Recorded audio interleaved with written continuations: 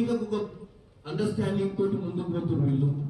నిన్న మొన్ననే మీరందరూ చూసారు ఈ పరిణామాల మధ్యన, ఇలాంటి పరిణామాల మధ్యన ఈ ఫోన్ ట్యాపింగ్ వ్యవహారంలో క్లియర్ కట్ గా మనకు ఫోన్ ట్యాపింగ్ లో రాధాకిషోర్ గారు బీఆర్ఎస్ ఎమ్మెల్యేల కొనుగోలు అనే ఒక స్క్రీన్ ప్లేలా కేవలం కవిత గారి పేరు కోసమే ఈ యొక్క డ్రామా నడిపి దాంట్లో రవి మన బెంగళూరులో ఉన్నటువంటి ఆర్ఎస్ఎస్ నాయకులు, బీజేపీ నాయకులు వారిని అరెస్ట్ చేసినట్టయితే కవిత గారికి బెయిల్ విషయంలో నెగోషియేషన్ నడుస్తుందని ఒక పిచ్చి ఆలోచనతో కేసీఆర్ గారు చేసినది.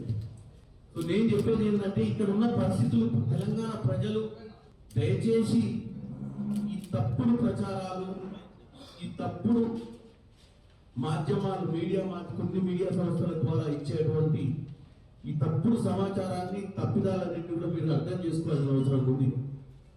ఎందుకంటే నిన్న ఆవిర్భావ సభ జరిగింది. మొట్టమొదటిసారిగా 10 ఏళ్ల తర్వాత సోనియా గాంధీ గారు తెలంగాణ ఇచ్చిన తర్వాత, తెలంగాణలో మొట్టమొదటిసారి కాంగ్రెస్ ప్రభుత్వం వచ్చిన తర్వాత ఆవిర్భావ సభలు పెట్టుకుంటే మా పార్టీ మాజీ ముఖ్యమంత్రి వర్యులు బీఆర్ఎస్ పార్టీ అధ్యక్షులు కల్వకుంట్ల చంద్రశేఖరరావు గారిని ఆహ్వానం పంపితే 25 పేజీల లెటర్ రాసి పంపిణీ ఎందుకు రాలేకపోతున్నారు?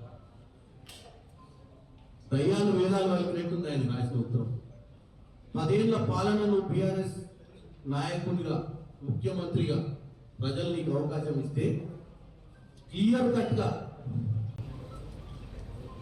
ప్రజలను ఎట్లా మోసం చేసినవో, నిన్న మొన్న జరుగుతున్నటువంటి పరిణామాలు, కాళేశ్వరం గడిలో చిత్తశుద్ధి లేకుండా 1,50,000 కోట్లు అప్పు చేసి కాళేశ్వరం రాష్ట్రంలో ఇన్ని అప్పులైంది, కాళేశ్వరం ప్రాజెక్ట్ కడితే ఆ ప్రాజెక్ట్ కూలిపోయే పరిస్థితికి వచ్చి కూడా నువ్వు ఇంకా 25 పేజీల ఉత్తరం రాసినావు అంటే నవ్వొస్తుంది.